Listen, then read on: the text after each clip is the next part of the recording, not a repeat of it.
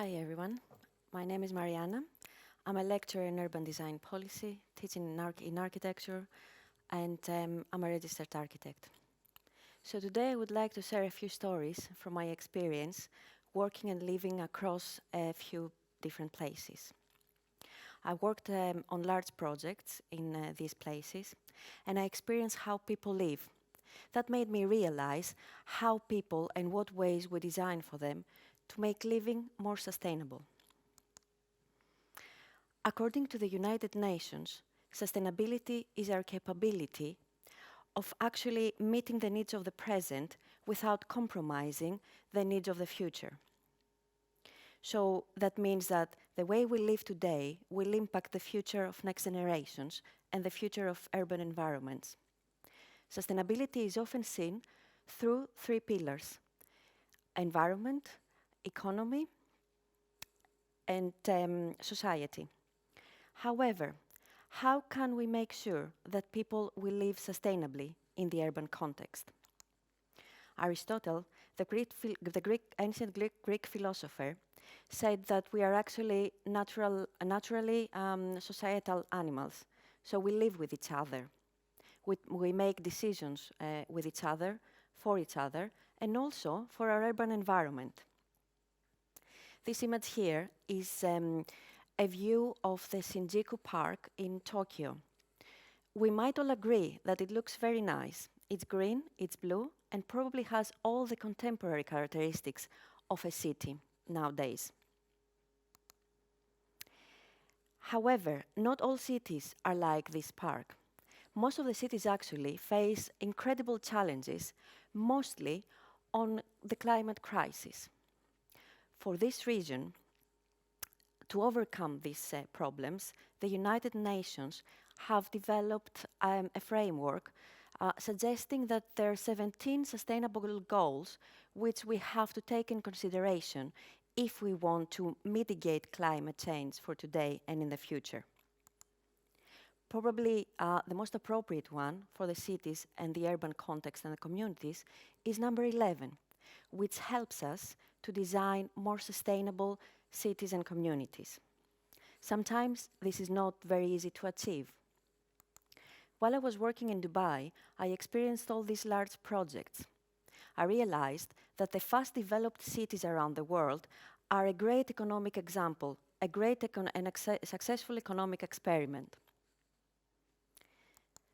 However, living there, I experienced how people live every day.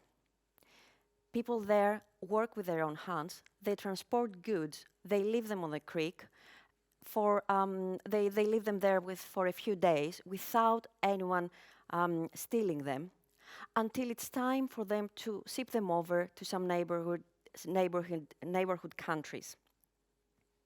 So this is the daily activity that Dubai and such places have. It was very exciting living in this place, in a fast developed place. It was like living in a glossy architecture magazine. It was exciting to see, to visit, to experience, and to understand the human capacity that went into design, development, and constructing all these places. However, the reality was different. All these fast developed places were very often a huge construction site.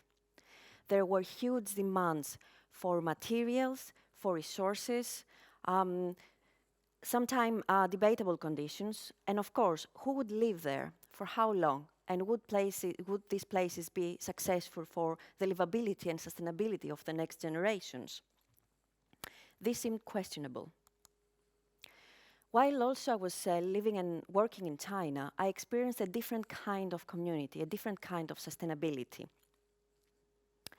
I've seen that the needs of the people were different. People were living in communities. Cities were very busy. Sometimes they were polluted and often had very big mobility challenges. At the same time, I experienced how people shared spaces, how people shared resources. And then I realized that these communities are very wise. They can be smart. It's only when we understand how these work all together and try to unpick all these elements for designing sustainable and smart cities. There was human scale, there was supported a social cohesion, and there was a continuity with these communities across time. That's when I returned to the UK and I was conducting research on how we can build and design truly smart cities. I looked into several cities to understand how these are different, how they impact people's life, and how we can develop them using the different aspiration of the cities and the people that they live, work, and probably visit them. For example, what is really valuable is to develop smart solutions according to the needs and the aspirations of the people. For example, this person here is doing an amazing job. It's probably he's very sustainable. You know, he's recycling, he's using his own bike. However, how can we scale this type of solution onto a city scale, onto a community, or even a wider national scale? And then again, is this solution good for one person, for a group, or for the wider city? Another example of these solutions is the green supermarket in Shanghai, which I thought was a fantastic idea to go there and then cut your own groceries, which are very fresh. They grow them in the supermarket, and then take them home and have a nice salad.